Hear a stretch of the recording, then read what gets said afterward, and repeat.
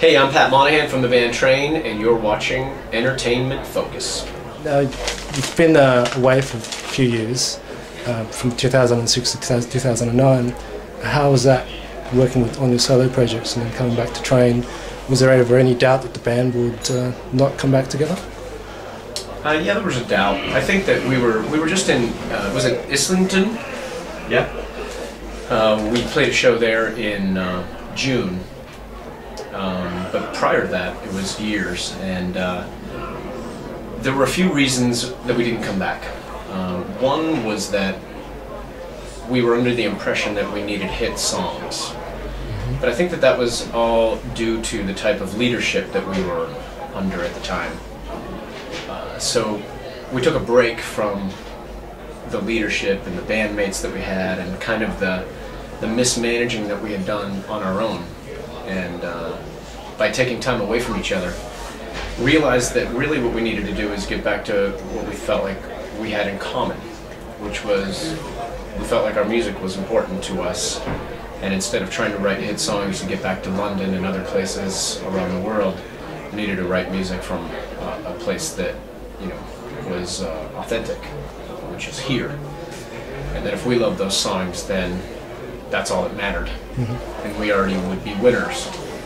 And so by doing that and changing our leadership, you know, we have a brand new management team that means everything to us. They've made a huge difference in our lives. I think the combination of those things has given us a new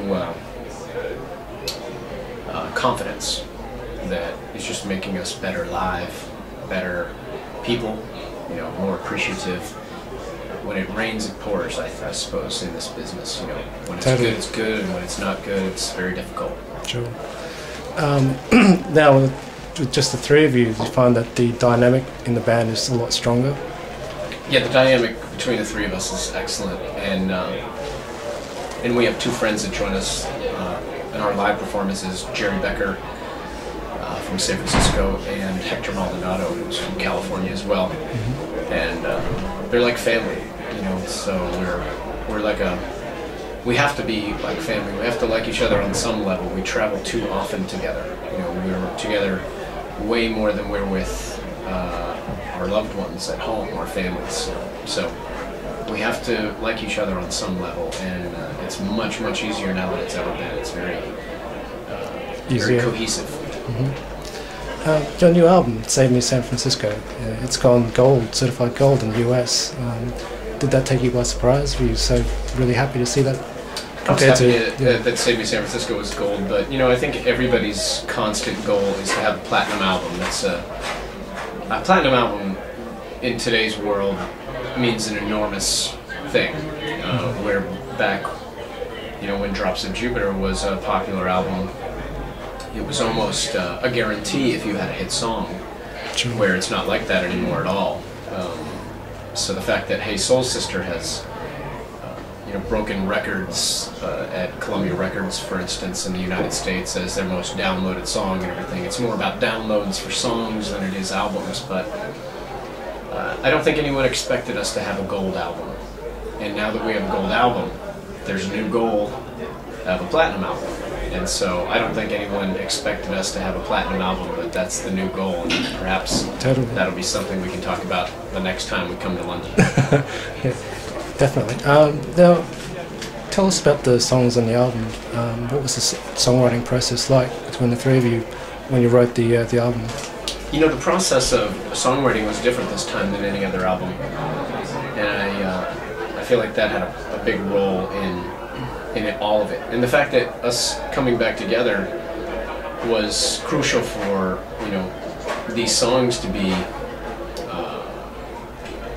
popular, you know, through the name Train, which is a popular name in the United States and potentially around the rest of the world. We're still working on that, but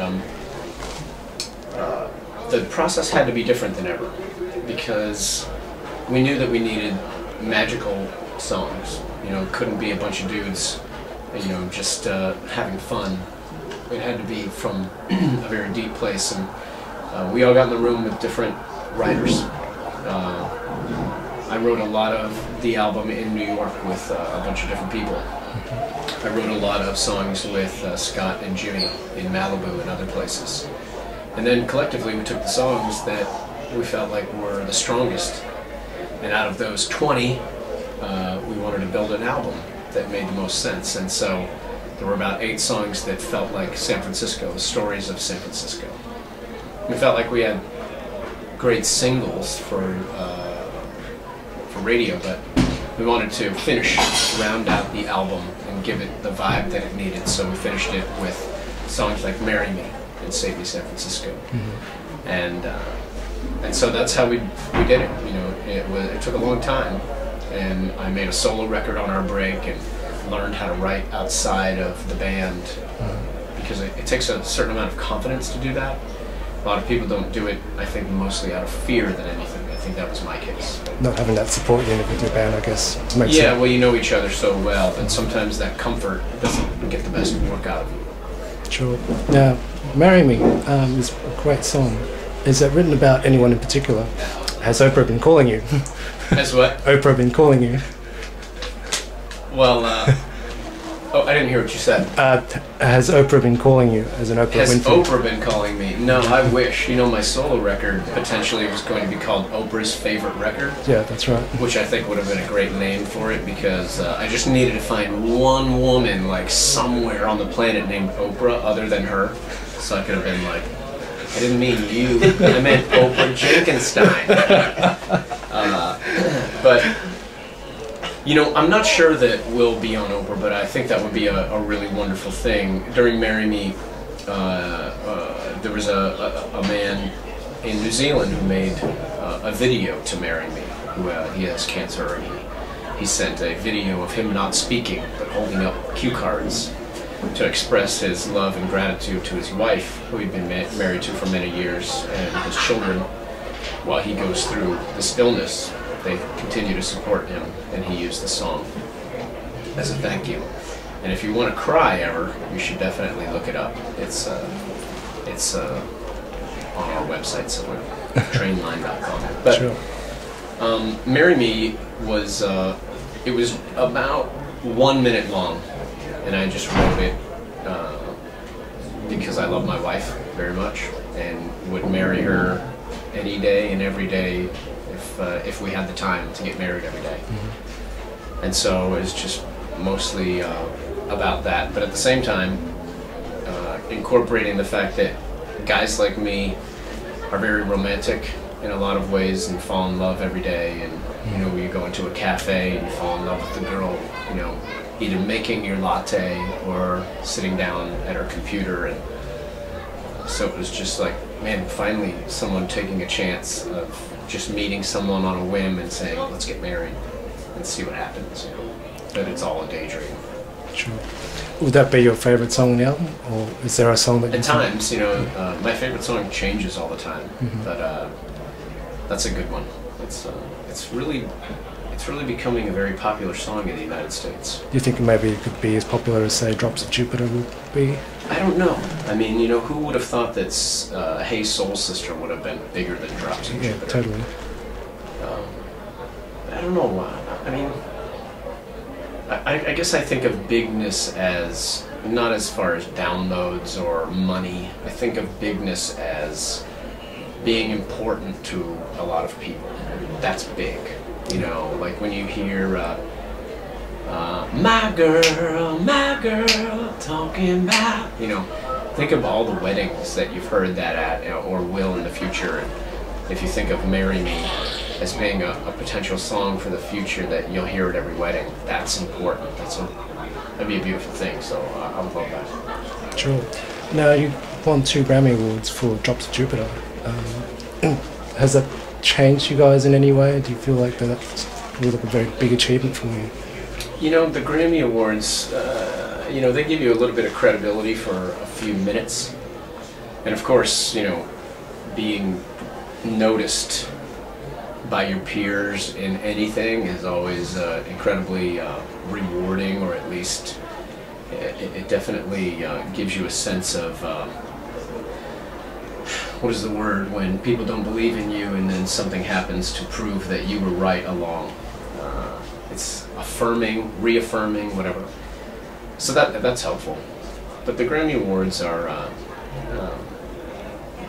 you know, it's mostly, for me, the ego part of me enjoys it more than, sure. you know, the songwriter in me. Mm-hmm. The songwriter in me is, you know, I think about all the people that aren't going to get Grammys. You know, the fact that, you know, the Beatles or Led Zeppelin do not have Grammys, you know, makes me go, really? I guess I got one. Thanks. Fair enough. Now, are you surprised that like tonight's show, for example, is sold out, that you've got quite a huge fan base here? I guess not enough, obviously, having 3 years off from 2006 to 2009. Well, when we came back in May, was it May? I think it was May. Yeah. And, you know, there were about 800 or 900 people, and it was a sold-out club here in London. That was very exciting for us because, you know, to try to re-establish a relationship that we had broken years ago was like, hey, thanks for not forgetting. You know, thanks for giving us a shot and trusting us again that we're going to come back and do it the right way this time. And that we have a lot of time and love left. That was really surprising and fun. This time having it sold out is more of a really, it's a beautiful part of, hey, we must have done a good job when we were here last time, because I know when I see something or hear something that I like, I want to include my friends, and this feels more like now everybody's friends are coming to see if they were right, you know. Sure. And so this is going to be a lot of fun for us. But the UK has been incredible this round, you know, from across the water into Ireland through Glasgow, and, you know, going to Birmingham and Manchester is insane, and Bristol was fun. So it's all been a really memorable time. Cool. What can we expect from the show tonight? Are you going to be playing a lot of songs, the old songs?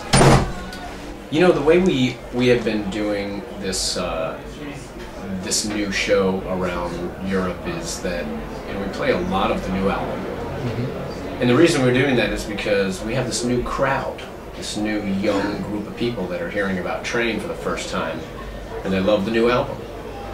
And they've researched a little bit into the past, so we obviously want to play the old songs for everyone who knows us from, you know, a few years back. But it's a combination of everything. You know, we try to do a little new, or a lot of new, and you know, we have 5 other records, so we try to play as much as we can. And then at some point during the show, I always ask if there's maybe 2 or 3 songs that we could just do a chorus and a verse from, of songs that people were hoping that we would play that we don't have time to do. So, right, like a mashup kind of thing. Yeah, just, you know, throw something out there and we'll try to put it together really quick. Sure.